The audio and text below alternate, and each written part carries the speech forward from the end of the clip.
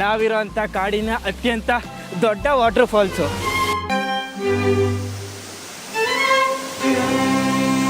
ಅಷ್ಟು ದೂರದಿಂದ ನಡ್ಕೊ ಬಂದಿದ್ದಕ್ಕೂ ಸಾರ್ಥಕ ಆಗೋಯ್ತು.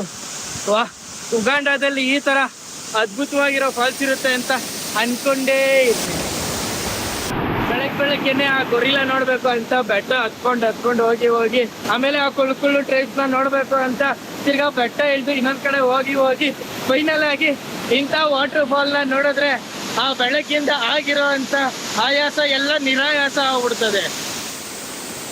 ಗೊರಿಲ್ಲ ನೋಡಕ್ಕೆ ನಮ್ ಜೊತೆ ಬಂದವರೆಲ್ಲ ಅಜ್ಜಿ ತಾತಂದಿರೆ. ಗೊರಿಲ್ಲ ಆದ್ಮೇಲೆ ಟ್ರೈಬ್ಸ್ ನ ನೋಡಕ್ ಬಂದಿಲ್ಲ, ಯಾಕಂದ್ರೆ ಅವ್ರಿಗೆ ಆಯಾಸ ಆಗ್ಬಿಟ್ಟಿತ್ತು.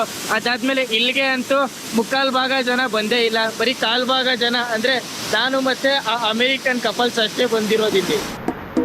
ಇಳ್ದ್ಬಿಟ್ಟು ಈ ಜನ ಅಂದ್ರೆ ನೀರಂತೂ ಸಿಕ್ಕಾಪಟ್ಟೆ ತಣ್ಣಗಿದೆ. ಸಿಕ್ಕಾಪಟ್ಟೆ ಅಂದ್ರೆ ಯಾಕೆ ಹೇಳ್ತೀರಾ, ಫ್ರಿಜ್ ಅಲ್ಲಿ ಇಟ್ಬಿಟ್ಟು ಈಗ ತಾನೇ ತೆಗ್ದಂಗಿದೆ ನೀರು.